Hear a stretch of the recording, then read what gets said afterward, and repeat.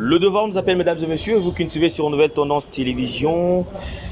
Tous les coups sont permis, sauf les injures. Merci infiniment de nous avoir accordé une attention si particulière. Vous qui avez l'habitude de nous suivre toujours sur Nouvelle Tendance Télévision, vous qui aimez également cette émission Vérité et Réalité, bien sûr dans vos maisons, partout où vous avez l'habitude de nous suivre. Bonjour mesdames et messieurs. Aujourd'hui nous allons aborder un point très intéressant, bien sûr, puisque sur ce plateau nous avons Jean-Luc Kadima qui est également journaliste, analyste politique également, avec qui aujourd'hui nous allons essayer de toucher quelques points d'actualité. Nous allons prendre la toute première rubrique de cette émission, bien sûr qui sera aussi bougée par Jean-Luc Kadima avec quelques points bien sûr précis. Alors, Jean-Luc Kadima, bonjour et bienvenue. Bonjour Alain Délé, bonjour ça va tout ça, très bien, ça, on s'en porte bien. Les Congolais aussi qui nous suivent savent que nous sommes très déterminés pour accompagner la justice, accompagner la vérité, accompagner la liberté d'expression, accompagner toutes les choses qui font ainsi que l'état de droit règne en fait. Voilà, nous allons toucher aujourd'hui la province du Maniema, bien sûr avec comme son chef-lieu c'est Kindu. Voilà, la ville de Kindu. Là nous sommes dans la ville de Matata Pogno. Voilà, je crois que c'est une ville quand même qui touche quelques points par rapport à la modernisation. Hein. Vous avez déjà jeté un coup d'œil? Oui, il faut féliciter l'ancien Premier ministre, M. Matata Pogno, qui lui a choisi de moderniser sa ville, chose qui n'a pas été faite depuis beaucoup de moments passés. Même avant aussi, nous devons rappeler que dans d'autres provinces, nous avons vu des gouverneurs, des ministres, des députés passer, mais qui n'ont pas pensé à moderniser leur ville. Mais lui, au moins, nous avons constaté qu'il avait cette envie, cette détermination, et puis il était engagé. Nous disons quand même félicitations à son courage. Et je crois quand même avec l'actuel gouverneur, je crois qu'il va aussi amener une touche assez particulière par rapport à ce qui a déjà été réalisé on là-bas. Bien. Là c'est Augustin Moussafiri qui est l'actuel gouverneur. Oui, c'est Augustin Moussafiri qui est l'actuel gouverneur du Maniema. Mais on pense que jusque-là, il n'est pas encore en train de présenter des signes qui puissent prouver que la justice et les droits de droit que prend le chef de l'État doit être mis en place pour les populations qui vivent dans ce coin-là. Effectivement, puisque le point que nous abordons tout à l'heure, c'était un point très sensible. Alors, Jean-Luc Kadima, vous allez nous lire l'article parce qu'il y a eu quand même une publication. Oui. Alors, comme vous le savez, se trouve toujours au milieu du village et que nous voulons vraiment accompagner le chef de l'État à ce que Moussala et Salamara toujours bien, voilà, je crois que c'est l'article. Voilà, c'est l'article qui est... Oui, attends, on va voir, on est en train de voir. Alors, nos excuses.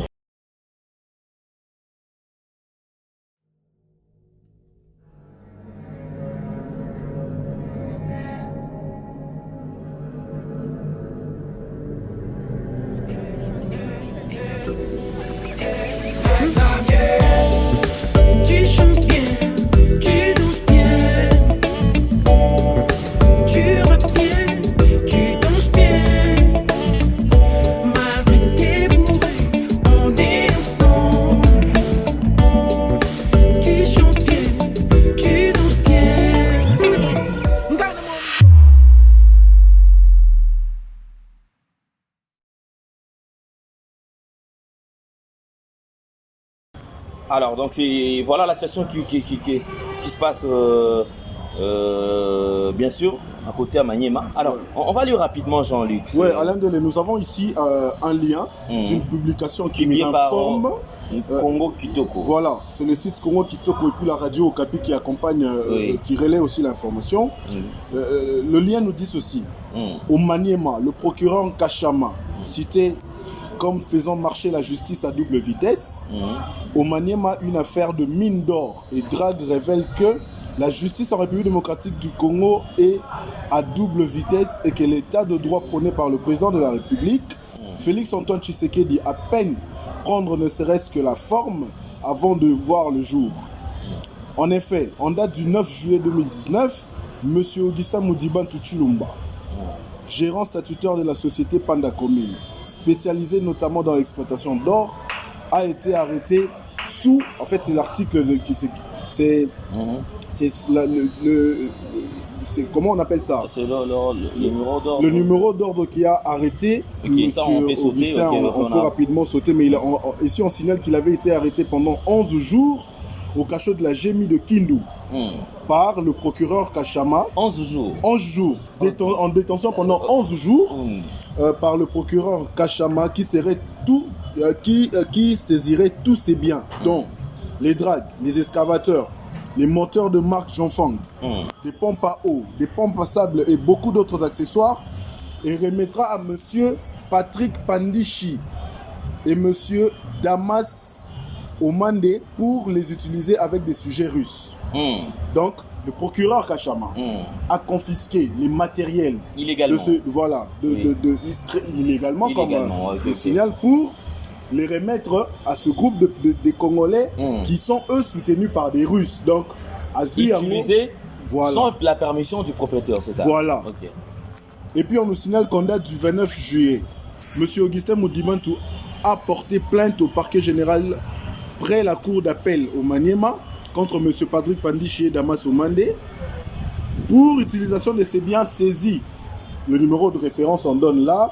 C'est après plusieurs efforts normalement, finalement, que le procureur général, M. Kachama, fixera le dossier au tribunal de grande instance de Kalima, tout en laissant les biens de la société être utilisés par les Russes et contre une importante rétribution en sa faveur. Donc, Tigeli Bango, après si les Russes ont un matériel, et ils ont récupéré la rétribution, c'est-à-dire voilà quelque chose. Ça, c'est le lien qui nous informe. Okay. C'est l'information que nous avons eue de ces suites-là. On va rapidement évoluer parce qu'on ne peut pas lire tout ça. On peut faire quand même, Mais ici, M. Gustin dit ce qui ressemble simplement à de la corruption. Ce qui constitue un grand préjudice pour M. Augustin Moudibantou qui on ne sait plus à quel sens se vouer. Les personnes habilitées de dire le droit pour remettre dans ses droits ayant opté pour le non-droit et donc pour la corruption, le tribunal de grande instance de Kalima ayant suffisamment instruit le dossier rendra son jugement et acquittera M. Moudibantou de toutes les accusations portées contre lui. On donne encore l'arrêté.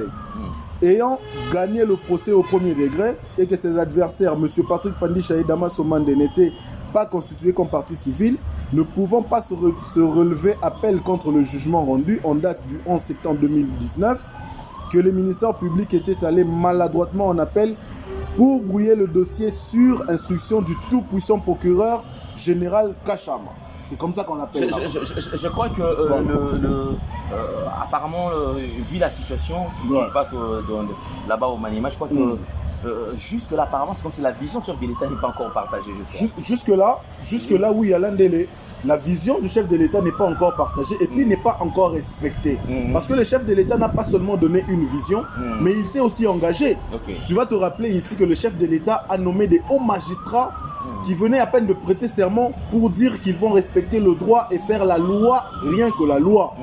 Mais là, on constate que le droit n'est pas encore dit et il y a encore des tout-puissants procureurs qui se permettent de faire le droit pour les intérêts personnels et non l'intérêt de la communauté. Et qui se prennent au-dessus de la justice. Voilà, on l'appelle même tout-puissant Kachama. C'est ce que nous sommes en train de déplorer, on l'appelle le tout-puissant. Ça, c'est vraiment déplorable. Mais on va rapidement écouter ici Monsieur Ogi Moussafiri ainsi que le premier président de la cour d'appel qui ont fini par former un club spécialisé dans la politisation des affaires judiciaires contre les faibles qui ont raison mais pas les moyens de corruption en faveur des délinquants qui ont de l'argent à leur donner, une manière de cracher sur le président de la République qui appelle de tous ses voeux à l'avènement d'un état de droit, un état où la justice est véritablement juste.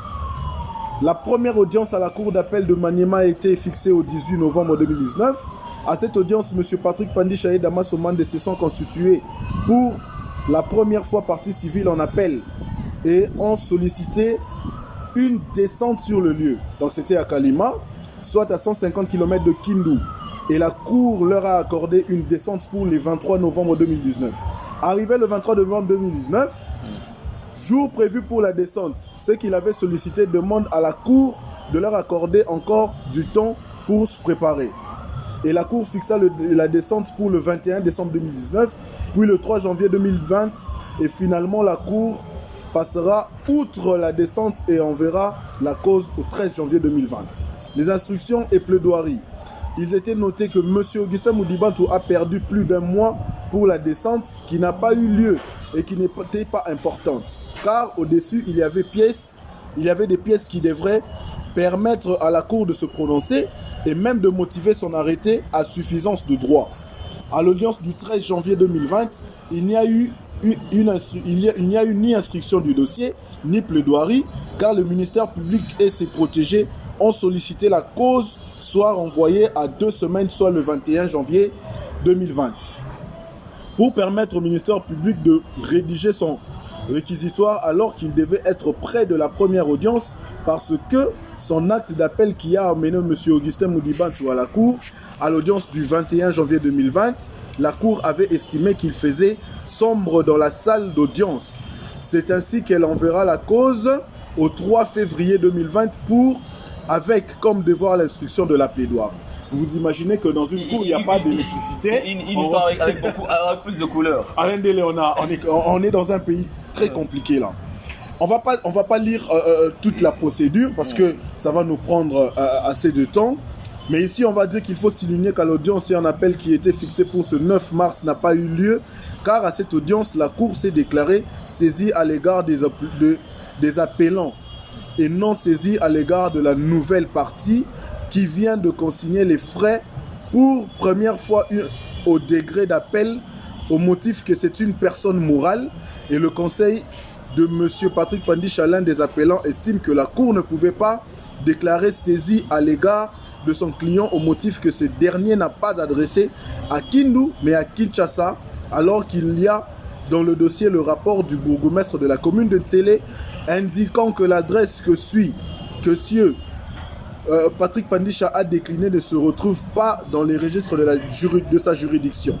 Donc on a même transféré l'appel ici à la cour de la commune de Ntsélé. Finalement ce sont des manigances et manigances pour que finalement M. Augustin Moudibantou ne rentre pas dans ses droits et ne récupère pas ses matériels. Pourtant M. Augustin Moudibantou c'est un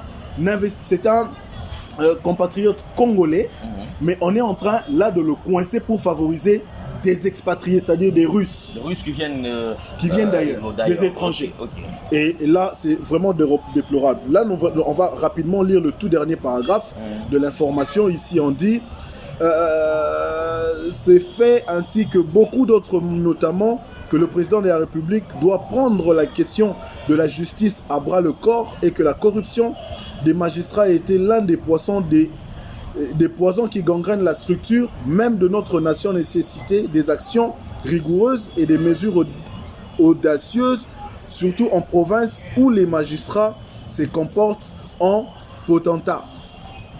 Nous y reviendrons, comme on est en train de dire, avec force détail. Ça, je pense que... Merci Jean, je crois que nous allons y revenir très prochainement avec beaucoup plus de détails parce que c'est un dossier qu'il faut vraiment tenir entre les deux mains et surtout qui est échappé, bisauté. Personnellement, j'ai toujours dit, en fait, et ces pays, il y a certaines choses qui ne s'expliquent pas. Il y a de cela qui, au moment où la constitution est congolais, surtout Azan a mis un pied d'égalité. Et si Kamoko, mais il y a certains Congolais qui se prennent au-dessus des autres, et voire même qui se prennent au-dessus de la loi. C'est-à-dire que Bango, loi, ils ont concerné Bango, ils ne peuvent pas être sanctionnés, ils ne peuvent pas être frappés par la loi. Alain Del, il faut signaler que, tu vois, dans la procédure, on indique que plusieurs fois, M. Augustin Moudibantou a été acquitté. Donc, rendre jugement à l'Obi Moutou Oyo, Azan a droit naïe. Matériel les a yaye, mais jusque-là, il n'y a pas. Il y a des gens qui sont au-dessus. Voilà. Et puis, ce qui fait mal, c'est que on signale ici que le gouverneur de la ville, Augustin Moussafiri, et le procureur général, le tout-puissant Kachama, percevra comme rétrocession dans le groupe Yabarus, c'est-à-dire que l'État congolais ne bénéficie même pas des taxes comme il se doit, parce que la rétrocession est qu'il a racheté des individus au lieu qu'il y a l'État pour que l'économie n'a biso et mata, budget et mata, pour permettre à ce que le coronavirus est si là. On n'a pas d'argent sur les trésors publics, c'est à cause des personnes, des individus, en fait, des privés, au bazo qu'on s'enrichir illicitement à cause de la corruption. Et ces choses, il faut qu'on les dénonce. Nous sommes en train de relayer l'information que nous avons reçue et nous signalons que ce plateau est ouvert pour toutes les personnes qui ont des éléments contraires à ce que nous disons. Il y a un droit de réponse, c'est un droit pour tout individu congolais. Mais maintenant, nous ne faisons que expliquer les faits comme on nous les a fait parvenir. Et nous signalons aussi que dans peu de temps, notre équipe sera à Kindu pour s'acquérir réellement du fait. On va faire une descente sur place pour qu'on essaye de voir en réalité qu'est-ce qui se passe sur cette affaire d'un jeune entrepreneur congolais qui devait être normalement favorisé et protégé par la loi congolaise par rapport aux expatriés. D'ailleurs, je veux rappeler que dans plusieurs interventions du chef de l'État, il a toujours dit qu'il veut favoriser à ce qu'il y ait des millionnaires et des milliardaires congolais. Bien sûr. Mais c'est ce que des tout-puissants et des tout-puissants sont en train de bloquer, et ça, c'est très déplorable. Merci beaucoup, Jean-Luc Kadima. Nous allons y revenir avec beaucoup plus de détails, d'ailleurs, parce que ça, c'est vraiment un dossier très, très sensible. Alors, nous fermons cette parenthèse par rapport à notre première rubrique et nous allons cette fois-ci prendre une autre rubrique, toujours dans vérité et réalité. Prenons la deuxième partie.